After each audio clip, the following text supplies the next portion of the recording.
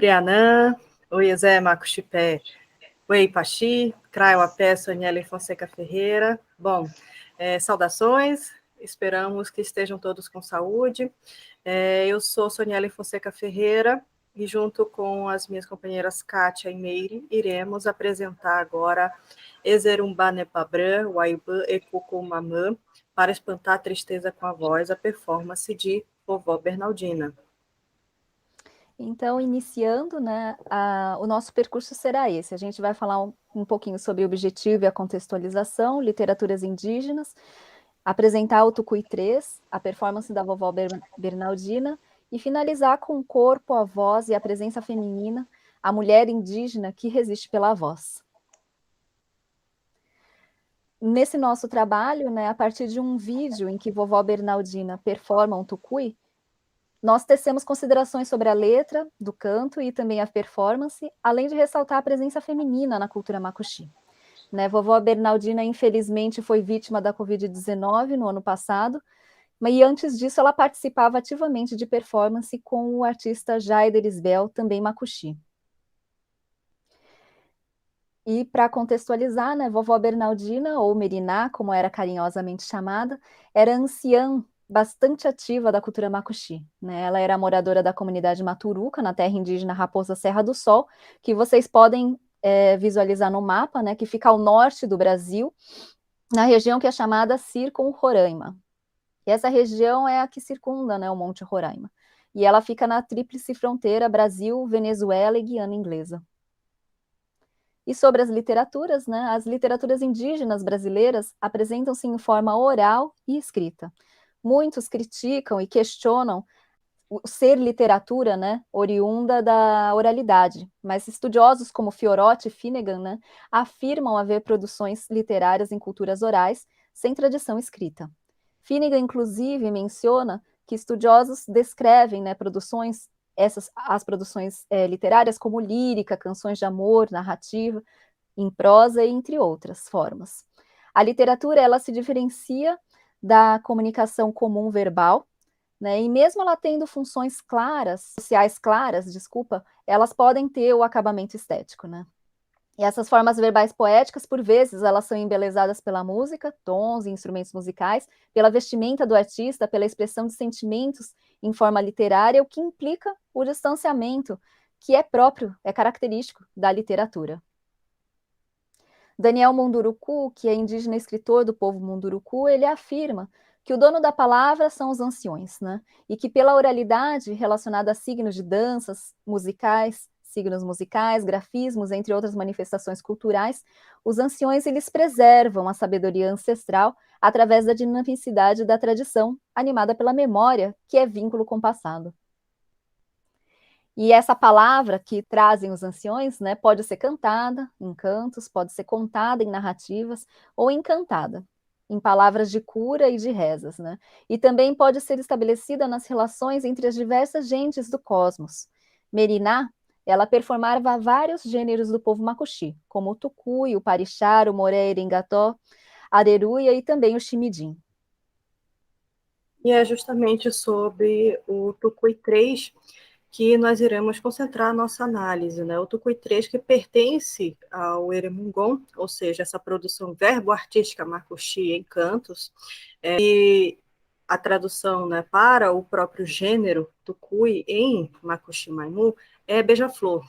E é bastante relacionado à sabedoria dos pajés, né, as intervenções na natureza, como chamar-chuva, acalmar trovões, e que eram dançados coletivamente também, ou seja, eram cantos de dança.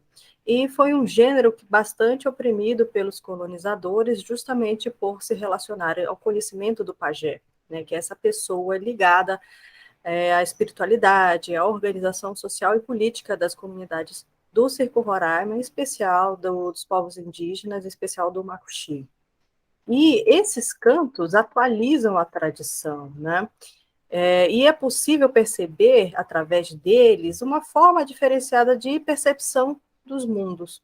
Também revelando, né, através dessa percepção, que todos os animais, por exemplo, e demais componentes do cosmos são intensivamente pessoas, virtualmente pessoas, porque qualquer um deles pode se revelar ou se transformar em uma pessoa. Ou seja, eles revelam essa potencialidade ontológica, como foi bem apontada juntamente com os povos indígenas por Viveiros de Castro, desculpa, em 2015, né? E então aqui nós temos a própria letra do Tucuy 3, né, em Macuxi-Maimu, e a tradução para a língua portuguesa, que também é o seguinte, né, a frase geradora: a casa está triste, sem música triste, encontrei uma casa, canta o azaurá, passarinho. E nós temos aí uma imagem, né, do corrupião, que é esse pássaro de plumas bem amarelas e negras, tá?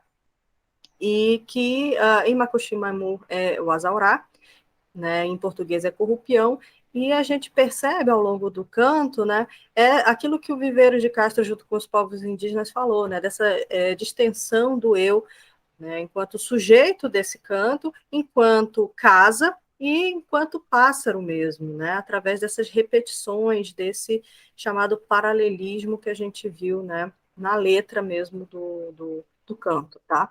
E melhor do que a gente para cantar em Macuxi-Maimu, tem a própria vovó Bernaldina através desse vídeo, em que ela performa o Tucuí 3.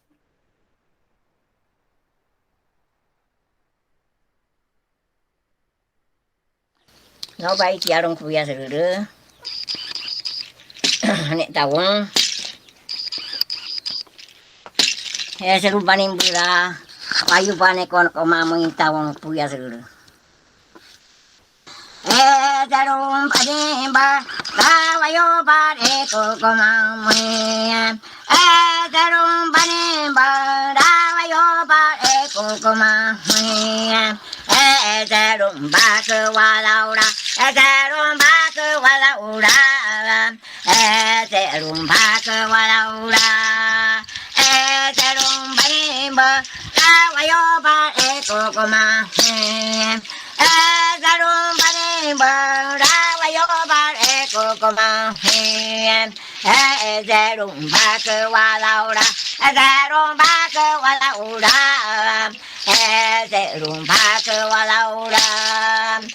Então aí temos, né, a voz e o corpo da vovó Bernaldina, ou seja, essa performance, né, que mais do que cantar para o público, ela canta, né, para dentro do público, ou seja, ela cria essa aliança afetiva com o público, né, e naquilo que o Poussintot chama de performance, ou seja, dessa ação complexa pela qual uma mensagem poética é simultaneamente aqui agora transmitida e percebida, ou seja, locutor, destinatário, circunstâncias, quer o texto por outra via, com a ajuda de meios linguísticos, as represente ou não, se encontram concretamente confrontados, indiscutíveis, né? Segundo a Exuntor 2010.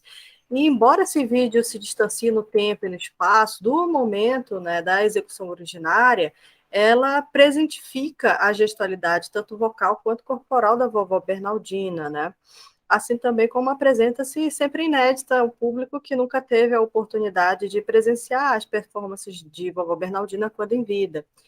Então, fisicamente, né, a vovó tem a cabeça ornada com um diadema de plumas vermelhas, amarelas e pretas, colares de miçangas cruzados no peito, né? Além de munir, né, estar munida do kiwei, que é esse longo chocalho, né, que a gente viu, que é feito de sementes de aguaí, né, que segundo uma visão de mundo outra e seus conhecimentos, somente são recolhidas do chão após o pedido de permissão à floresta e passam por uma defumação para adquirirem a sonoridade desejada, segundo, né, Santa Rita 2016. E assim são amarradas em uma espécie de cajado de pau-pereira, segurado, no caso dessa performance, né, pela vovó Bernaldina, que trazia uma mão enegrecida pela tintura de genipapo, ou carutuquei macuximaimu, com a qual também desenhou os grafismos no próprio rosto. E o kiwei é a marcação para o canto, né? Então ele faz essa marcação, além de acompanhar, né, o ritmo.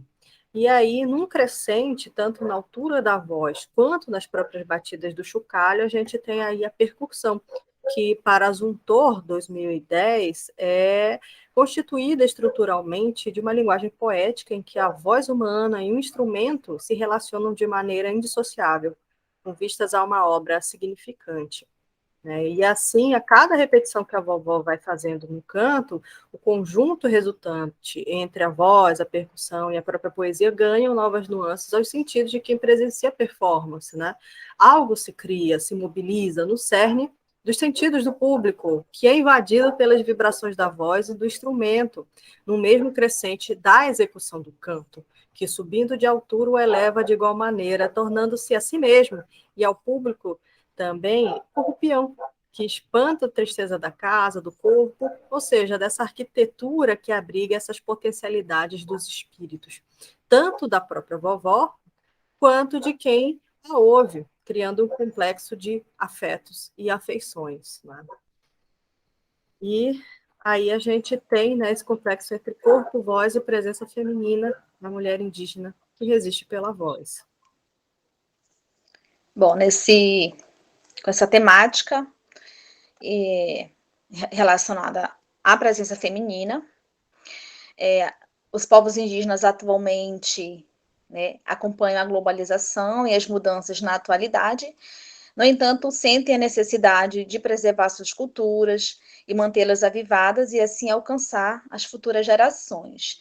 Nesse sentido, as mulheres indígenas têm assumido esse protagonismo e essa responsabilidade de disseminar esses conhecimentos, né, através da oralidade, do canto, das poesias e todas as formas de artes que ocupam espaço dentro da literatura indígena.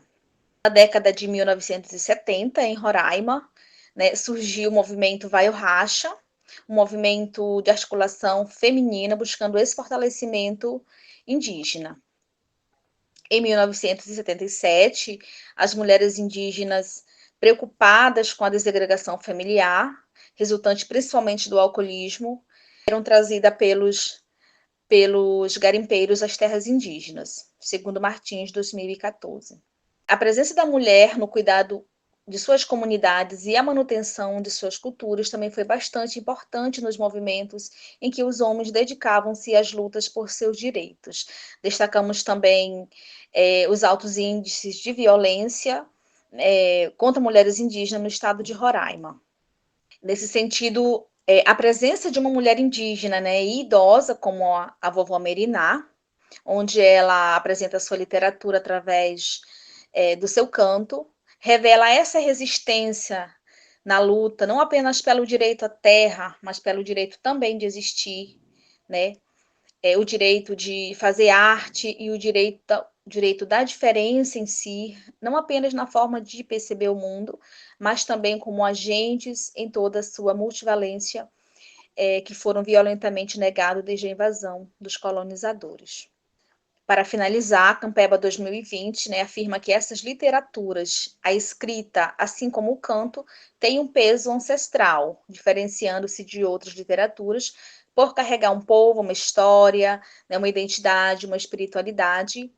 E essa palavra está impregnada de simbologias e referências coletadas durante anos de convivência com os mais velhos, tido como os sábios e os guardiões dos saberes, e que são repassados, né, por meio da oralidade aos demais.